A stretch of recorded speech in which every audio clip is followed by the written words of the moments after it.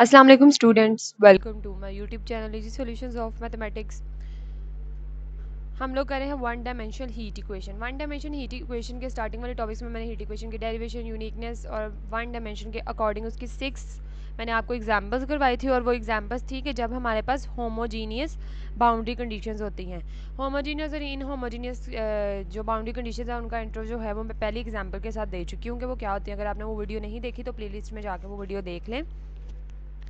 उसके अलावा मैंने आपको होमोजेनियस बाउंड्री कंडीशंस थी, इसमें भी इस वीडियो में मैं थोड़ा सा आपको गाइड कर दूंगी कि कौन सी होमोजेनियस होती हैं और कौन सी इन होमोजेनियस होती हैं। तो होमोजेनियस के अकॉर्डिंग 6 एग्जांपल्स थी, वो मैं आपको करवा चुकी हूँ। और अब हम करेंगे इन होमोजेनियस बाउंड्री कंडीशंस। अब मैंने आपको इसमें बताया था कि जब हमारी बाउंड्री कंडीशंस जो होती हैं वो इक्वल टू ज़ीरो होती हैं तो वो होमोजीनियस बाउंड्री कंडीशंस होती हैं। जैसे कि ये बाउंड्री कंडीशंस है हमारी दो, ये जब ज़ीरो हों तो ये होती हैं होमोजीनियस बाउंड्री कंडीशंस। तो होमोजीनियस बाउंड्री कंडीशंस को किस तरह से सॉल्व करते हैं, सेपरेशन ऑफ वेरिएबल के ना मेथड से सॉल्व करते हैं। और अगर हमारे पास boundary conditions inhomogeneous boundary conditions हो, जैसे कि आपके सामने है कि जो हमारी बाउंड्री कंडीशन है 1 और 2 दोनों इक्वल टू ज़ीरो नहीं है, किसी ना किसी वैल्यू के इक्वल आ रही हैं, तो इसका मतलब ये इन होमोजेनियस बाउंड्री कंडीशंस है। और इन होमोजेनियस बाउंड्री कंडीशंस में हम लोग पूरा मेथड यूज़ करते हैं, यानी कि दो सॉल्यूशन, स्टेडी स्टेट सॉल्यूशन और ट्रांजिएंट सॉल्यूशन। मेथड थोड़ा सा इसका लंबा होता है, लेकिन तकरीबन ये जो सारे क्वेश्चंस होते हैं उनका सेम मेथड होता है। जिस तरह सेपरेशन ऑफ वेरिएबल में हमारा बिल्कुल तकरीबन सेम होता था ना काम, सिर्फ बाउंड्री कंडीशंस डिफरेंट होती थी। और बाकी हीट इक्वेशन समटाइम्स शायद कहीं डिफरेंट आई है, वरना मोस्टली वो भी सेम ही होती है। इसी तरह से इसकी प्रॉब्लम्स में भी आपको मोस्टली ऊपर से सारा काम ये सेम, बल्कि सारा मेथड ही सेम मिलेगा, सिर्फ कंडीशंस वगैरह और थोड़ी बहुत चेंजिंग होगी। एग्जाम्पल नंबर 1 से हम लोग स्टार्ट करेंगे, इसकी भी फर्दर हम लोग 5 एग्जाम्पल्स हैं वो सारी करेंगे। एग्जाम्पल नंबर 1 है interpret the solution of solve the following problem. Interpret and solve the following problem. अच्छा, अगर आपको इंटरप्रेट एंड सॉल्व, अगर आपको लिख देना सॉल्व द फॉलोइंग प्रॉब्लम, कि आप लोगों ने सॉल्व करना है इसको, तो फिर आप लोगों ने उसको जज करना है कि होमोजीनियस है या इनहोमोजीनियस है, या आपने इसके ऊपर कौन सा मेथड लगाना है। लेकिन अगर उन्होंने स्टेटमेंट में मेंशन कर दिया कि आपने स्टेडी स्टेट सोल्यूशन निकालना है, तो मतलब आपने स्टेडी स्टेट सोल्यूशन ही निकालना है। और अगर उन्होंने मेंशन कर दिया कि आपने ट्रांजिएंट सोल्यूशन निकालना है, तो मतलब आपने ट्रांजिएंट सोल्यूशन ही निकालना है।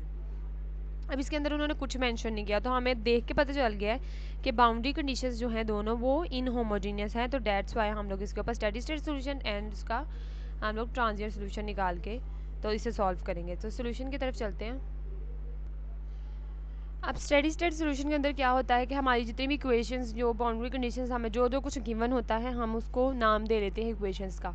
जैसे कि हमें ये गिवन थी, इसको हमने इक्वेशन नंबर 1 कह लिया, पहली बाउंड्री कंडीशन को इक्वेशन नंबर 2, इसको 3 कह लिया, और इसको हमने क्या कह लिया, 4 कह लिया। तो इस तरह से हम लोगों ने सबको नाम दे लिए। उसके बाद हमारा जो वी ऑफ एक्स होता है वो क्या होता है हमारे पास, steady state solution. If v of x represent the steady state solution then, ये एक तरह से हमने खुद से लेट किया है, ये हमने कहा है कि अगर वी ऑफ एक्स जो है उसका स्टेडी स्टेट सोल्यूशन है, तो क्या होगा कि लिमिट जो है वो टी अप्रोचेज टू इन्फिनिटी, यानी टी जो है वो किसको, इन्फिनिटी को अप्रोच करेगा यू ऑफ एक्स टी में, यू ऑफ एक्स टी के ऊपर is equal to V of X. तो ये चीज़ हम लोगों ने पूरी की पूरी जो है इसको एक तरह से लेट करके चलेंगे और इसके अकॉर्डिंग हम लोग अपनी वैल्यूज़ को फाइंड आउट करेंगे। अब हमने इसको यूज़ करना है, पीछे वाली इक्वेशंस को भूल जाएं, इसको यूज़ करते हुए हमने पीछे वाली इक्वेशंस की वैल्यूज़ निकालनी है। जैसे कि हमारे पास किस तरह की वैल्यूज़ है, पहले हमारे पास u का डबल डेरिवेटिव है विद रिस्पेक्ट टू x। तो हम लोग क्या करेंगे, ये जो हमने इक्वेशन लेट की है इसका डबल डेरिवेटिव लेंगे दोनों तरफ विद रिस्पेक्ट टू x। दोनों तरफ हम लोगों ने डेरिवेटिव अप्लाई कर दिया, इसका डेरिवेटिव लिया 2 दफ़ा और इधर से इसका डेरिवेटिव लिया 2 दफ़ा। अब क्योंकि जो v है वो किसका है, फंक्शन है x का, v जो है वो x का फंक्शन है और उसका डेरिवेटिव भी विद रिस्पेक्ट टू x है, यानी ये v ऑफ x है और इसका डेरिवेटिव भी विद रिस्पेक्ट टू x है। तो पार्शियल डेरिवेटिव की जगह हम लोग डायरेक्ट डेरिवेटिव b लिख सकते हैं। पार्शियल डेरिवेटिव हम तब लिखते हैं ना जब एक से ज़्यादा वेरिएबल्स होते हैं। तो जब हमारा जो फंक्शन है वो है ही v x का है और उसका डेरिवेटिव भी विद रिस्पेक्ट टू x है, तो हम लोग जो है उसको डायरेक्ट डेरिवेटिव में चेंज कर देंगे पार्शियल की बजाय। उसके बाद हमें नेक्स्ट जो वैल्यू चाहिए, एक हमें डबल डेरिवेटिव चाहिए था, एक हमें u का सिंगल डेरिवेटिव चाहिए विद रिस्पेक्ट टू t। तो अब हम दोनों तरफ डेरिवेटिव अप्लाई करेंगे विद रिस्पेक्ट टू t, दोनों तरफ हमने अप्लाई कर दिया derivative with respect to t। अब इसके अंदर देखें, यहाँ पे हमारे पास v किसका फंक्शन है, x का, v है x का फंक्शन पार्शियल। और सिर्फ एक्स का है, ये भी समझने वाली बात है कि सिर्फ एक्स का कोई और वेरिएबल नहीं है। तो जब हम किसी एक्स का उसके डिफरेंट किसी और वेरिएबल से किसी भी फंक्शन का वो और का हो, यानी एक्स का है, और हम अगर उसका derivative with respect to T ले लें, तो वो चाहे पार्शियल डेरिवेटिव भी हो वो तब भी ज़ीरो ही आएगा, क्योंकि और तो कोई फंक्शन नहीं है, सिर्फ एक्स है, तो वो ज़ीरो आ गया हमारे पास। उसके बाद नेक्स्ट अब हमें कौन सी चाहिए, अब हमें बाउंड्री कंडीशंस चाहिए। बाउंड्री कंडीशंस में क्या है, पहली में ज़ीरो है एक्स की जगह, दूसरी में क्या है, ए है एक्स की जगह पे। तो अब हमने क्या करना है, हमने एक पहली दफ़ा में ज़ीरो पुट करके देखना है और दूसरी दफ़ा में फिर हमने ए को पुट करना है इसके अंदर। हमने पहले वाले फर्स्टली हम लोगों ने पहले इसके अंदर ज़ीरो को पुट किया, दोनों तरफ ज़ीरो पुट कर दिया, और उसके बाद हमने ए को पुट कर दिया। इस तरह से हमारी जितनी भी रिक्वायर्ड थी, जितनी वैल्यूज चाहिए थी वो निकल आई हैं। अब हमने क्या करना है कि अब हमने करना है take limit T approaches to infinity of 1 2 3 and 4 we have. अच्छा जी, अब ये जो इक्वेशंस थी 1 2 3 4, इनके ऊपर हमने लिमिट अप्लाई करनी है टी अप्रोचेस टू इन्फिनिटी की। तो यहाँ पे देखें, सबसे पहले तो मैंने लिमिट अप्लाई की T approaches to infinity, partial square U over partial X square is equal to 1/k, और limit T approaches to infinity partial U over partial T. अच्छा जी, ये हमारी है इक्वेशन नंबर 1, ये मैंने यहाँ पे इक्वेशन नंबर 1 है, ये मैंने लिख दी। अब हमने इसकी वैल्यूज़ पुट करनी है। अब देखिए यहाँ पे जब हमने दोनों तरफ लिमिट अप्लाई की है, इक्वेशन नंबर 1 में जब हमने दोनों तरफ लिमिट अप्लाई की, तो इसकी वैल्यू क्या आई थी, d square we over D x square, हमने वो लिख दी d square we over D x. अब इसकी वैल्यू क्या आई, इस वाले फंक्शन की जब हमने लिमिट अप्लाई की थी इसके ऊपर, तो क्या आंसर आया था, ज़ीरो, तो हमारा यहाँ पे ज़ीरो आ गया। तो ये हमारी क्वेश्चन नंबर हो गई 5। उसके बाद इन्होंने यहाँ पे सिर्फ एक्स की रेंज लिखी हुई है, जो बाउंड्री कंडीशन हमें पता चल गया। उसके बाद नेक्स्ट हमने क्वेश्चन नंबर जो 2 है, क्वेश्चन नंबर 2 यानी बाउंड्री कंडीशन थी U of 0 T is equal to T naught थी, हमने उसके ऊपर दोनों तरफ लिमिट अप्लाई की है, और हमारी ये वाली चीज़ जो है वो limit T approaches to infinity U of 0 T, limit T approaches to infinity U of 0 T is equal to V of 0। तो हमने यहाँ पे इसकी जगह वी ऑफ 0 लिख दिया है, और इसके ऊपर जब लिमिट अप्लाई करें तो इसको कोई फ़र्क नहीं पड़ता, ये टी नोट ही आएगा क्योंकि ये कांस्टेंट वैल्यू है। तो इसको हमने क्वेश्चन नंबर 6 कह लिया। इसी तरह से फर्दर हम लोगों ने अपनी नेक्स्ट जो थी कंडीशन, उसको हम लोगों ने इसी तरह से ए वाली थी, इसको जब हमने पीछे लिया है, तो इक्वेशन नंबर जो है, क्वेश्चन का मैं नाम नहीं लिखा, लेकिन ये वाली क्या है, वी ऑफ ए के इक्वल है, तो हमने इसकी जगह पे क्या लिख दिया, वी ऑफ ए। यहाँ पे V of A is equal to T1 आ गई। अब हमने क्या करना है, अब हमारा जो पहली थी इक्वेशन नंबर 5 थी, वो डी स्क्वायर, हमें v का फंक्शन चाहिए ना, हमने v को क्या कहा है, स्टेडी स्टेट सोल्यूशन कहा है हमने v को। अब ये है 5 वाली इक्वेशन हमारी, D square we over D x square है, इसको अब हमने जो है दो दफ़ा इंटीग्रेट करना है v की वैल्यू निकालने के लिए, क्योंकि हमें v का फंक्शन चाहिए, v हमारा स्टेडी स्टेट सोल्यूशन है। अब हमने एक दफ़ा इंटीग्रेट किया तो यहाँ पे इंटीग्रेशन का कांस्टेंट आ गया, एक डेरिवेटिव खत्म, दूसरी दफ़ा किया तो हमारा क्या आएगा, v is equal to A X plus B. Question 5 को दो दफ़ा इंटीग्रेट करने पर पहली जो हमारी कंडीशन है वो v of z is equal to, यानी कि ये वाली एक कंडीशन थी v of a is equal to T1, और जो पहली थी v of 0 is equal to T naught जो हमने निकाली है, अब हमने वो दोनों इनके ऊपर अप्लाई कर देनी है। पहले हमने पहली वाली की तो यहाँ से b की वैल्यू टी नॉट आ गई, उसके बाद हमने दूसरे वाली की v of a is equal to T1, तो ये फंक्शन के ऊपर पूरे के ऊपर जहाँ पे x था वहाँ पे a किया, यहाँ से हमने कांस्टेंट वैल्यू a की निकाली है, b की, ये a की, ये b की आ गई है। हमारा जो टोटल फंक्शन है x वाला 7 इक्वेशन, उसके अंदर हम a और b की वैल्यूज़ पुट कर देंगे, a और b की वैल्यूज़ पुट की, यहाँ a की और यहाँ b की, तो हमारे पास जो फंक्शन v ऑफ x आ गया, जो कि था हमारा स्टेडी स्टेट सोल्यूशन। तो ये तो आप लोगों ने पहले किया हुआ है और मैंने करवाया भी हुआ है, फिर भी मैंने आपको एक्सप्लेन कर दिया है, तो आपको समझ आ गई होगी। जो न्यू है आप लोगों के लिए वो है ट्रांजिएंट सोल्यूशन। ट्रांजिएंट सोल्यूशन बिल्कुल जैसे हम लोग पहले करते नहीं हैं उस तरह का ही है, शुरू से स्टार्टिंग से थोड़ा सा डिफरेंट है बस। ट्रांजिएंट सोल्यूशन का जो फॉर्मूला है वो इस तरह से होता है कि w of X T is equal to u of X T minus V of X, where V of X is the steady state solution. जो वी ऑफ एक्स है वो हमारा स्टेडी स्टेट सोल्यूशन है, जो हम ऑलरेडी निकाल चुके हैं, ये यहाँ पे भी यूज़ होगा। उसके बाद हम लोगों ने क्या करना है, इसके अंदर जो हमारी u है, अब u जो है एक्चुअली ये हमें फाइंड आउट करना है। u पूरा फाइंड आउट करने से मुराद ये है कि u हमारा टोटल टेम्परेचर है, उसके अंदर दो पार्ट्स हैं, एक ये ट्रांजिएंट पार्ट, एक इसका स्टेडी स्टेट पार्ट। अब हमने क्या करना है, u ऑफ एक्स टी को हमने w प्लस वी पुट करना है। अब हम लोगों ने सबसे पहले हमारा एक तरफ क्या है, हीट इक्वेशन जो है हमारी पूरी, उसके अंदर हमारा एक हिस्सा है यहाँ पे, ये देखिए इसका एक हिस्सा जो हमारा, उसको पहले हम लोग सॉल्व यहाँ पे u की जगह पे w प्लस वी पुट करेंगे, और फिर हम दूसरे हिस्से में u की जगह w प्लस v पुट करेंगे। तो इस तरह से हम लोग इसको सॉल्व करेंगे। यहाँ पे u की जगह हमने w प्लस वी पुट किया, क्योंकि w प्लस वी, और उसके बाद अलग अलग उसके ऊपर हमने डेरिवेटिव, इसका पार्शियल डेरिवेटिव ना, इसका भी पार्शियल डेरिवेटिव जो है वो डायरेक्ट डेरिवेटिव में चेंज हो गया, क्योंकि ये x यहाँ पे क्योंकि x है, v ऑफ x है और नीचे भी x है। तो अब हमने पार्शियल स्क्वायर w और पार्शियल x स्क्वायर हो गया। हमें पता है कि D square V divided by D x square, पीछे इक्वेशन नंबर 5 जो थी ये हमारे पास किसके इक्वल थी, 0 के, तो वो ये प्लस 0 आ गया, इसकी जगह वैल्यू पुट। उसके बाद हमने पार्शियल यू और partial T is equal to U की जगह हमने डब्ल्यू प्लस टी पुट किया, दोनों को अलग अलग कर लिया। फिर पुट करने के बाद उसके बाद हमें पता है कि जो वी है वो डेरिवेटिव है एक्स का, और हम उसका डेरिवेटिव किसके पार्शियल डेरिवेटिव ले रहे हैं विद रिस्पेक्ट टू टी, तो वो ऑटोमेटिकली वो भी 0। तो यहाँ पे ये भी ख़त्म हो गया, ये भी ख़त्म हो गया, ये भी 0 को अप्रोच कर गया, और ये ऊपर वाला भी क्या कर गया, 0 को अप्रोच कर गया। अब हमने पुट कर दी क्वेश्चन नंबर 1, जो सबसे पहले स्टार्टिंग हमारी गिवन इक्वेशन है उसके अंदर हम लोगों ने पार्शियल स्क्वायर यू और पार्शियल एक्स स्क्वायर की जगह हमारी जो न्यू मॉडिफाइड फॉर्म आई है, हमने पार्शियल स्क्वायर डब्ल्यू और partial X square is equal to, उसके बाद हम लोगों ने 1/k और पार्शियल यू और पार्शियल टी की जगह हमने पार्शियल डब्ल्यू और पार्शियल टी, अब हमने पूरा का पूरा जो है वो डब्ल्यू में क्वेश्चन को चेंज कर लिया है।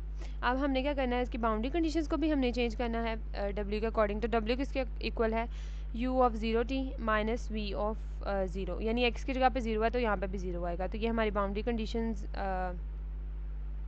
के लिए फॉर्मूला बनाया है मैंने पहली के लिए। w of X T U of X T minus V of X होता है ना, तो x की जगह पे पहले हमने 0 पुट कर लिया है।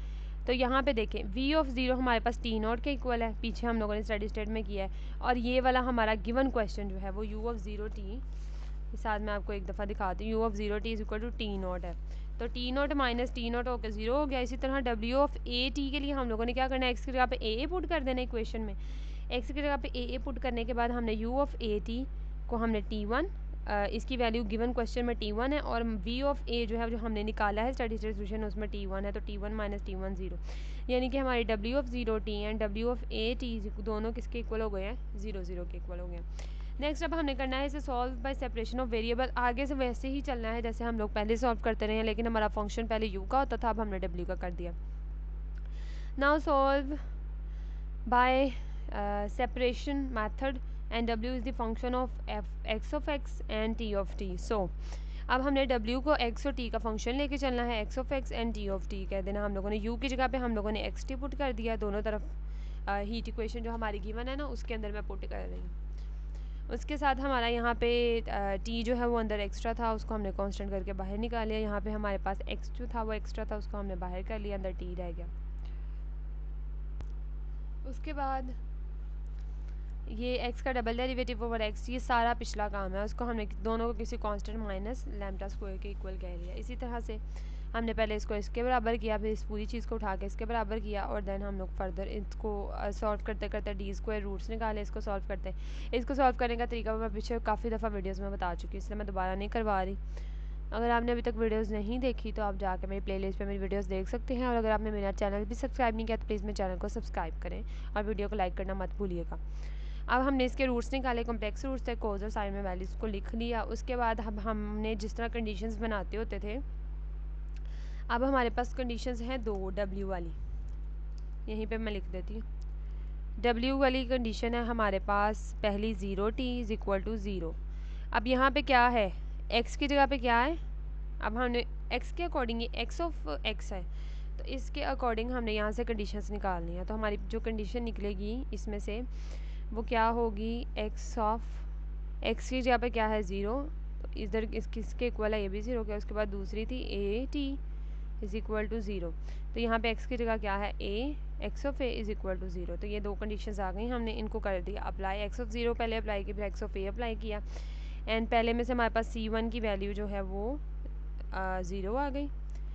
नेक्स्ट टाइम दूसरी दफ़ा में हम लोगों ने क्या किया, x ऑफ a जो है उसको अप्लाई किया, और यहाँ से हमारे पास c1 की तो वैल्यू 0 थी तो हमने वो पुट कर दी, वो 0 हो गई। इस तरह c2 इतनी वैल्यू बची, sine of lambda is equal to 0, c2 is not equal to 0 and sine of lambda is equal to 0, lambda is equal to sine inverse. अब हमें पता है साइन इनवर्स ऑफ जो 0 होता है इसको हम जनरली n पाई लिख सकते हैं, क्योंकि साइन जो होता है वो पाई पे 0 होता है। तो हमने इसमें बताना ये होता है कि साइन इनवर्स 0 यानी साइन किस किस पे 0 है, तो साइन n पाई पे 0 है। यहाँ पे आप वैल्यूज़ पुट करते जाएँ, 1 1 करेंगे तो पाई आ जाएगा, तो पाई पे भी साइन 0, 2 पाई पे भी, 3 पाई पे भी, 4 पाई पे भी, और ये वाला ए जो है इधर आके डिवाइड हो गया। यहाँ पे हमारे पास लैम्डा की वैल्यू निकल आई है।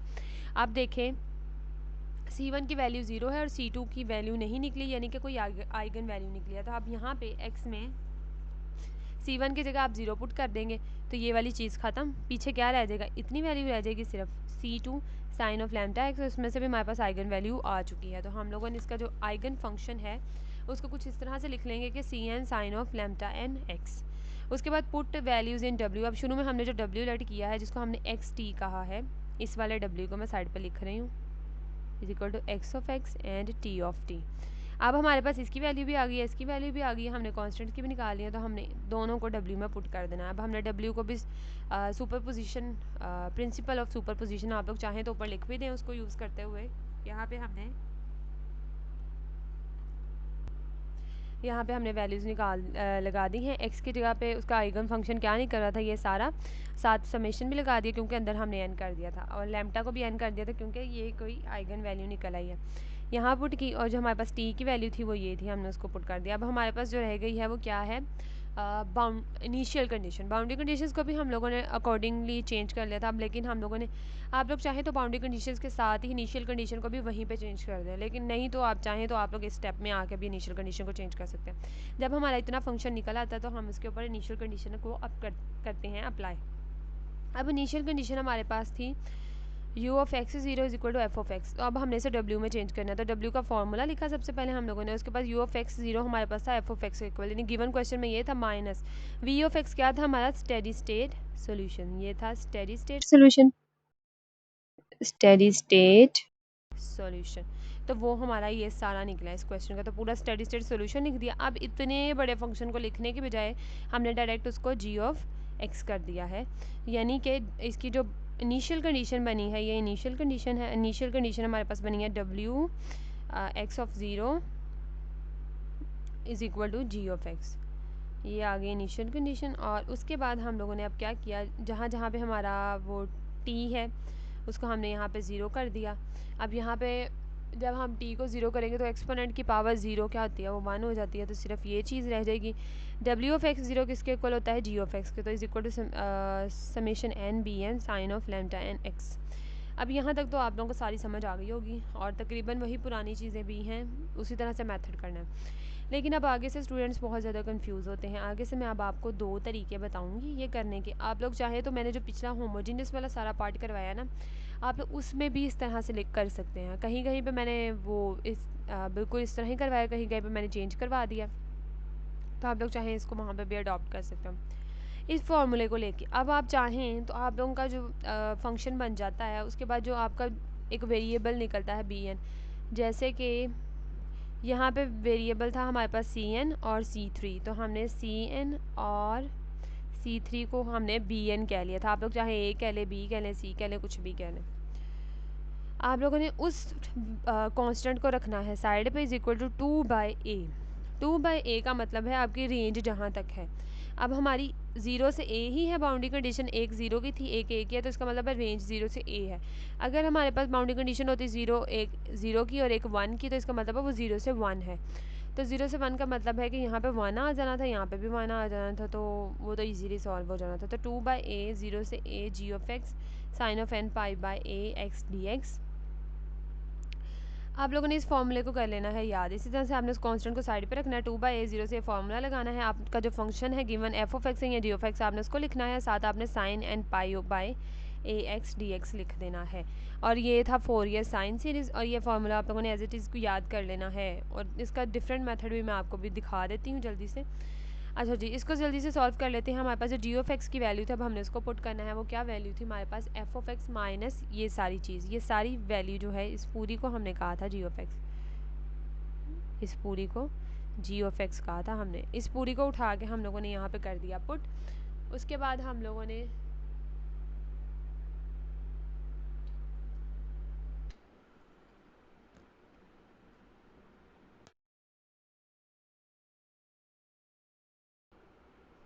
अब हमने 1/1 अंदर वाले फंक्शन को इसके साथ साइन के साथ करना है मल्टीप्लाई। पहले हम लोगों ने इंटेग्रल अप्लाई कर देना है अंदर, और साइन को भी अंदर मल्टीप्लाई कर देना है। पहले जब इंटेग्रल अप्लाई करेंगे तो एफ ऑफ एक्स साइन के साथ मल्टीप्लाई होकर ये पूरा इंटेग्रल बन जाएगा। उसके बाद जब माइनस ये पूरी वैल्यू कांस्टेंट है, ये बाहर रहेगी, अंदर इंटेग्रल अप्लाई होगा, 0 से एक्स के साथ साइन मल्टीप्लाई हो जाएगा और डी एक्स आ जाएगा। और उसके बाद नेक्स्ट हमारा लास्ट पे ये माइनस टी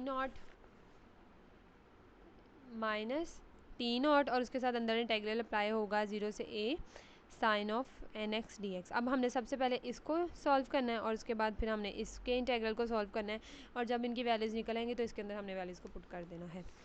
और अब सबसे पहले x of sine of x को किया, हमने इसको कह लिया फर्स्ट और इसको हमने कह दिया सेकंड, और इंटीग्रेशन बाय पार्ट फर्स्ट वैसे ही इंटीग्रेशन ऑफ सेकंड, इस सेकंड के इंटीग्रेशन की साइन की माइनस इंटीग्रेशन ऑफ सेकंड, और जब फर्स्ट का डेरिवेटिव लिया तो वो 1 होता है और डी एक्स आके ख़त्म।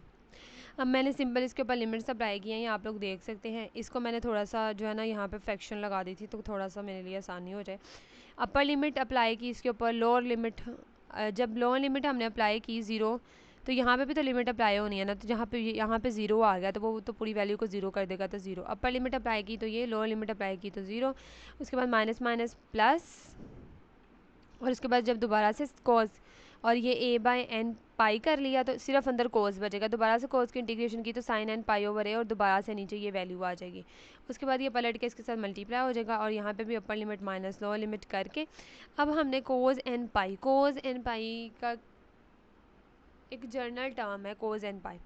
अब एन की जगह पे अगर आप वैल्यू 1 कर दें तो कोस पाई पे -1 होता है, 2 पाई कर दें तब भी तब +1 हो जाएगा। यानी इस तरह से इसकी ना वैल्यूज़ चेंज होती रहती है, यानी कि एन की वैल्यू पर डिपेंड करता है। कोस एन पाई पे -1 या +1 ही होती है, तो हमने इसको जनरली -1 की होल पावर एन लिख लिया।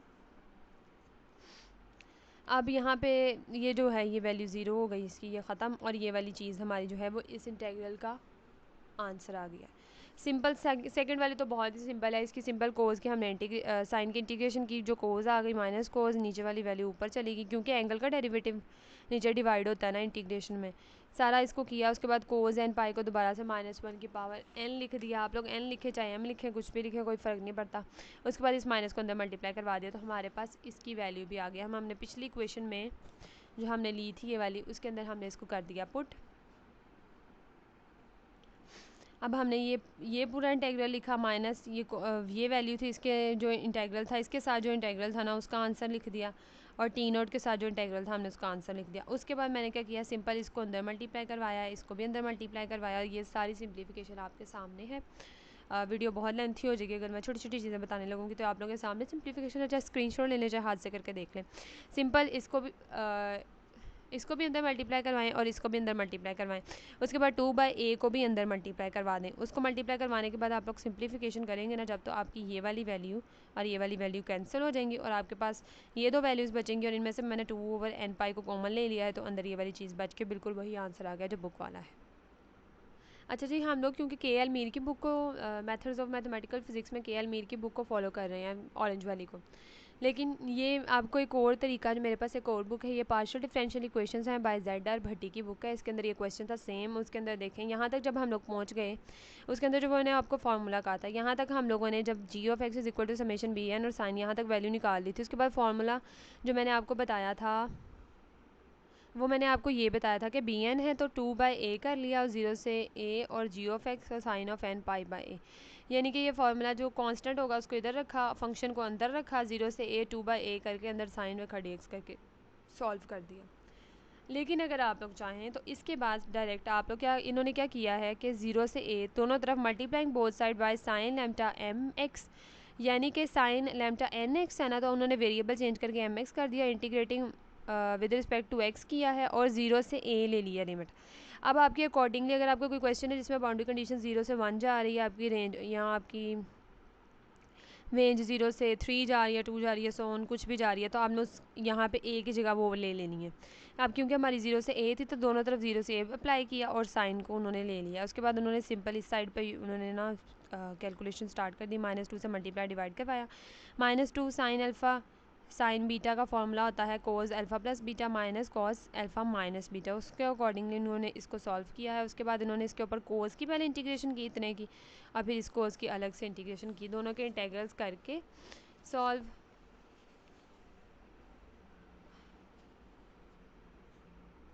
बल्कि सॉरी उन्होंने इंटेग्रल्स नहीं सॉल्व किए, cos alpha plus beta sine alpha plus. उसके बाद हमें पता है कि लैम्डा एन की वैल्यू हमारी क्या निकली थी, एन पाई बाय ए।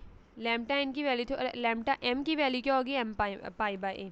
तो यहाँ पे लैम्डा एन और एम की उन्होंने वैल्यूज़ को पुट कर दिया है, ये पुट किया, उसको फर्दर सॉल्व करते गए, सॉल्व करते करते ये वाली चीज़ आ गई। इसको उन्होंने वही हाफ एंगल का फॉर्मूला लगाते हुए यहाँ पे इसको इस चीज़ को इसमें चेंज करके, उसके बाद ये जो उसके बाद जब आप इसके ऊपर इंटीग्रेशन अप्लाई करेंगे और इसके ऊपर दोनों के ऊपर अलग अलग इंटीग्रेशन अप्लाई करके जब आप इसको सॉल्व करेंगे ये ख़त्म हो जाएगा। यहाँ पे हमारे पास प्लस बी एम और ये वाली चीज़ बचेगी। और उसके बाद जब इसकी आप लोग इंटीग्रेशन डी एक्स करेंगे, वो एक्स है और ये ध्यान से देख लें इसको। उसके बाद यहाँ पे बी एम है, यानी कि हम लोग बी एन कर रहे हैं ना, तो बुक वालों ने बी एम किया, तो इससे कोई फ़र्क नहीं पड़ता। तो ये ए बाई टू है, ये इधर मल्टीप्लाई हो रहा है, तो दूसरी तरफ जाके यहाँ पे ये वाला था ना लेफ्ट हैंड साइड पे, ये चीज़ थी जो हम लोग लेते हुए आ रहे थे, तो दूसरी तरफ जाके ये इधर मल्टीप्लाई हो रहा है, दूसरी तरफ जाकर डिवाइड होकर लौट गया 2/a0 से a(g)(x). ये सारी चीज़ हमारे पास आ गई और ये हमारे पास वही फार्मूला नहीं बन गया जो मैंने आपको करवाया। ये देखिए bn 2/a0 साइन। तो आप लोग चाहें तो इसे डायरेक्ट लगा लें या आप लोग चाहें तो इसको सॉल्व करते करते ऐसे बना लें। उसके बाद आगे सारा फर्दर उसको जो मैंने आपको एक्सप्लेनेशन करके दिखाई है, आप लोग चाहें तो, अब बुक वालों ने आगे एक्सप्लेनेशन नहीं की हुई, मैंने आपको करके सारी दिखाई है। आप लोग चाहें तो आप इस फार्मूले को डायरेक्ट यहाँ पे अप्लाई कर लें हर क्वेश्चन में, या आप इसे बना लें और यहाँ पे इसके बाद उन्होंने यहाँ पे करके क्वेश्चन को कर दिया है ख़त्म। लेकिन आप लोगों को कोशिश करेंगे आप लोग आगे सिंप्लीफिकेशन करें, क्योंकि मोस्टली बुक्स में सिंप्लीफिकेशन की है। जैसे KR मीर की जो बुक है उसके अंदर वही आंसर दिया है, यही वाला आंसर है जो मैंने आपको निकाल के दिया। सो होपफुली ये वीडियो आप लोगों के लिए हेल्पफुल रही होगी। नेक्स्ट वीडियो में इंशाल्लाह एग्जाम्पल नंबर 2 इसके बाद वाली करेंगे और मज़ीद इन होमोजीनियस की फर्दर जो है हम प्रॉब्लम्स को डिस्कस करेंगे। वीडियो पसंद आई तो प्लीज़ वीडियो को लाइक करें, चैनल को सब्सक्राइब करें, अपने फ्रेंड्स के साथ ज़्यादा से ज़्यादा मेरी वीडियो को शेयर करें। Thank you so much.